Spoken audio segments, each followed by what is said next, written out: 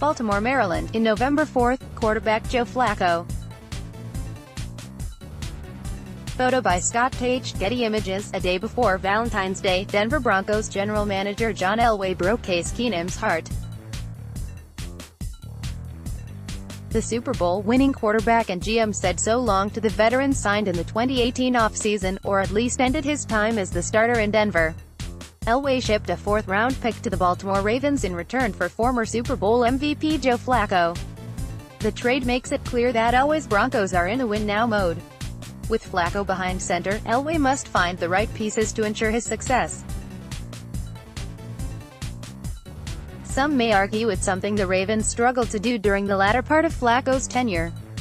Regardless of if that's true, Denver can't afford to not maximize their latest investment. Thus, they need to get help in the 2019 NFL Draft.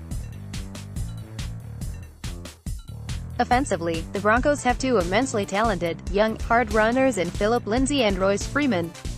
The former was an undrafted gem who dominated with 1,037 yards, averaging 5.4 yards per carry, and 9 touchdowns as a rookie. Meanwhile, Freeman rushed for over 500 yards with 5 touchdowns as a rookie. The two will stay the focal points of the offense as Flacco gets adjusted.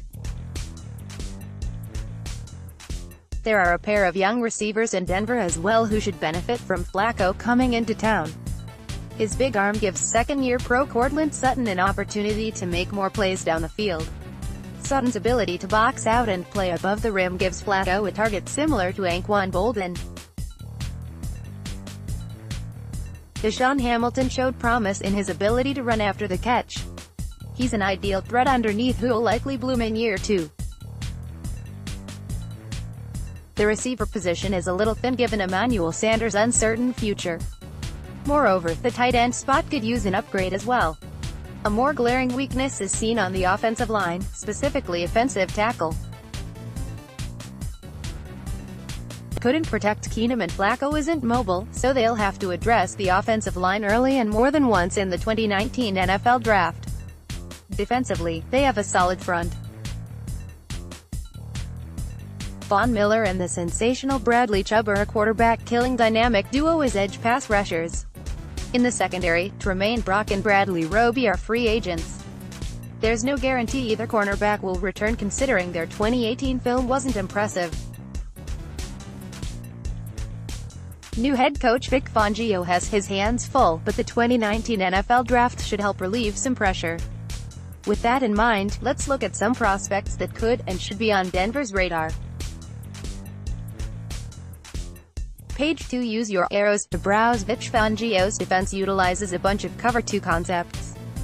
With their current corner situation and the lack of top-heavy talent, John Elway could wait to draft a corner. In fact, many of the corners that Fangio has coached during his time in Chicago weren't top draft picks. Chris Harris Jr. is still under contract and will easily remain the best corner on the Broncos roster. Last season, Denver drafted Isaac Yiadom in the 3rd round of the 2018 draft. His rookie season was like a redshirt year and, luckily, Fangio's defense fits his skill set. The Broncos could opt to allow both Roby and Brock to leave via free agency. Yiadom can man the boundary, Chris Harris can play the nickel and, perhaps incoming rookie Sean Bunting could play as the other boundary corner. Fangio's defense would maximize the Central Michigan product's strengths. The 6'1", 180-pound corner does his best work in zone coverage. For starters, Bunting has great hips and enough speed to play deep passes and the length to match up with bigger receivers, as noted on the Draft Network. Bunting has great physical gifts and the needed length to be a terror from the hip. When flipping his hips, he does so with ease and quickness. Playing the ball in the air is also one of his strengths, making him an effective defender in the red zone. On the 3rd day of the draft, the Broncos could get a schematic fit in Bunting. He'll come in right away and man the outside as player who specializes in zone coverage. Use your arrows to browse.